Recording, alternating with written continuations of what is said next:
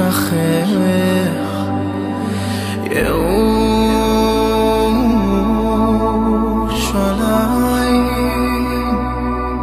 תשכח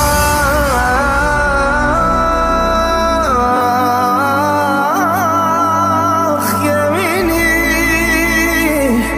ביום לשמחת אביב ויערנו בתורתך דבק ליבנו במצוותיך וייחס לבב בכל הקול שלך לך השמיים על הפרץ לך מה אשיב לך והכל הקול שלך ייחס לבבנו לאהבה וליראה שמך הערתנו בתורתך דבק ליבנו במצוותיך וייחד לבבנו אהבה וליראה את שמך לא נבוש ולא ניכלם ולא ניכשל לעולם ועד לא נבוש ולא ניכלם ולא ניכשל לעולם ועד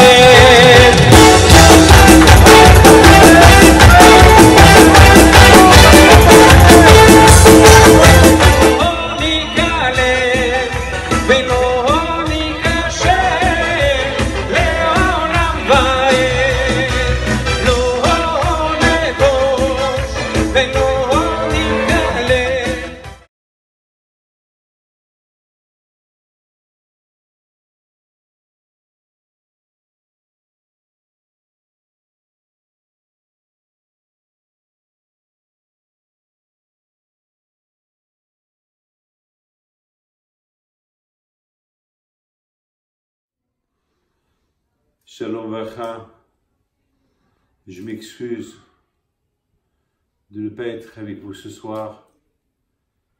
Vous savez, les choses-là, quand je vais au trou, ils sont incalculables. On ne peut rien savoir, on prévoit des choses, c'est d'autres choses qui arrivent. Je devais être à New York, je n'ai pas été. Je devais être en Floride, je n'ai pas été. Je devais être à Los Angeles, je n'ai pas été. Je devais être en France, j'ai pas été. J'avais pas mal de cours de Torah, j'avais pas mal de galas, j'ai pas été. Les choses là, quand je vais au cours, ils sont Tzadikata Shev Yasha Devarecha. Quand je vais au cours, ils émettent. Ces jugements, ils sont émettent. C'est extraordinaire que dans ma tête, j'étais 100% sûr que ma mère, Zichron el-Bracha, elle allait se sortir. À un moment donné, on nous a même dit que si Dieu veut, dans quelques jours, elle va se réveiller et ça va y aller bien. Et c'était le contraire.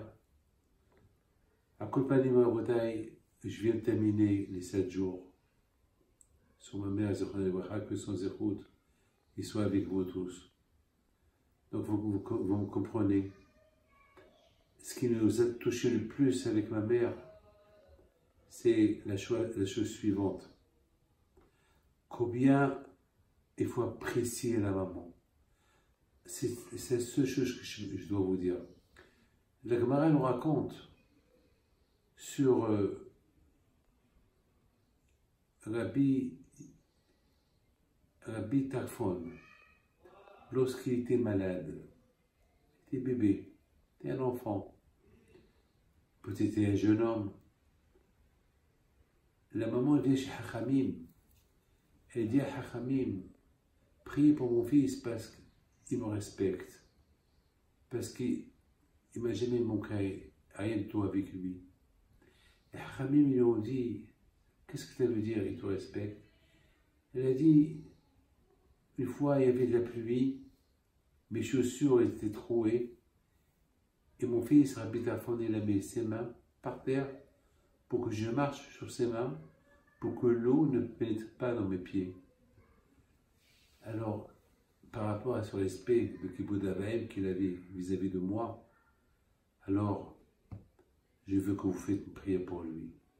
Hachamim lui ont dit, tu crois que c'est assez?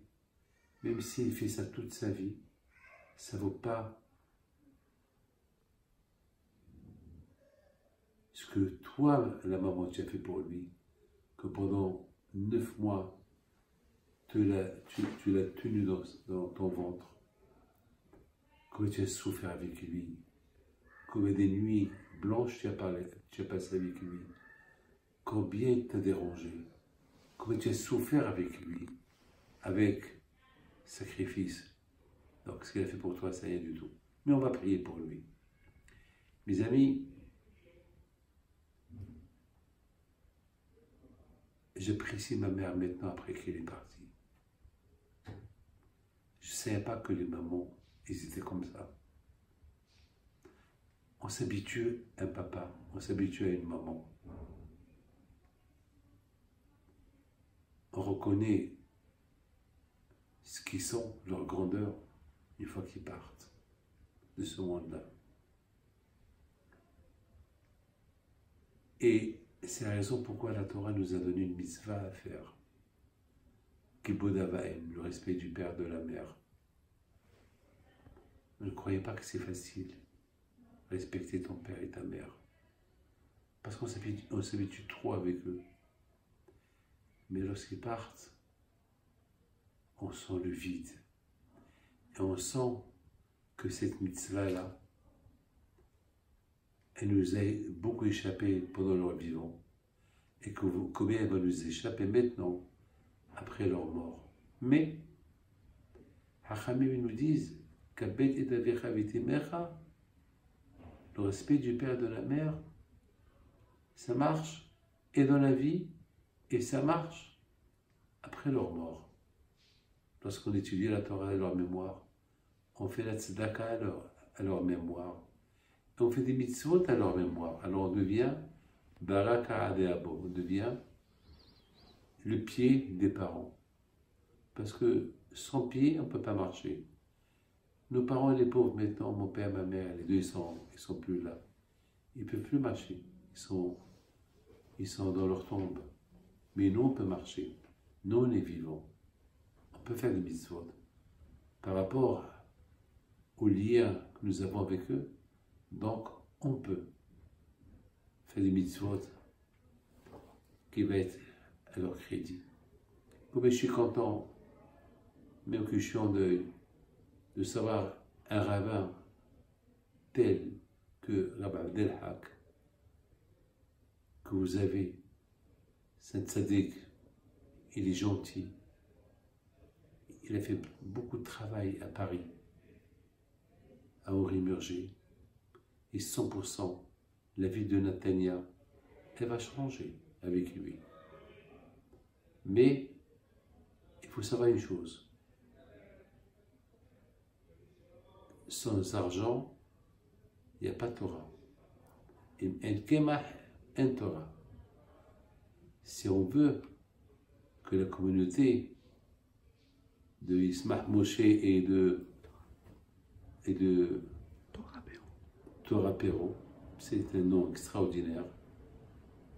Je souris, parce que ça me rappelle, Perro c'est un apéritif. Et lorsqu'on veut manger un bon repas, on commence par un apéritif.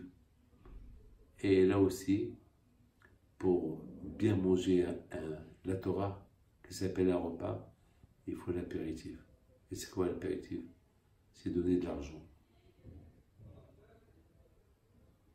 Mes amis, vous êtes là ce soir, autour de votre rabbin, autour du président, la communauté est Thierry Choukroun, que le bon Dieu le protège. Je t'ai connu, c'est un de mes élèves. Il a fait Teshuvah avec moi. Je me rappelle ce qu'il était avant. Qu'est-ce qu'il était avant? L'aïmouna qu'il avait. Ça, ce qu'il était avant. Et ce qu'il est maintenant, il devient Ben Torah. Parce qu'il y a une différence entre l'aïmouna sans Torah et la Torah sans Emouna. Et lui, maintenant, il a les deux. Avec cette belle communauté que vous avez, ce beau rabbin que vous avez, vous allez avoir les deux, et la Torah et la Emouna. Je vous bénis à vous tous, par le zéro de mon père, Ismah Moshe ben Matanat Helko, par le zéro de ma mère, Madeleine Mazal Bat Mohat Simha. Que Dieu vous protège, que Dieu vous donne la santé, la joie, la prospérité, et que chacun de vous fait ses efforts pour supporter. Faites comme si tous les tzadikim du monde sont là-bas. Donnez-moi de bonnes nouvelles ce soir ou demain pour me dire que la soirée a bien réussi. Que Dieu vous protège, vous donne la santé. Merci beaucoup et bonsoir.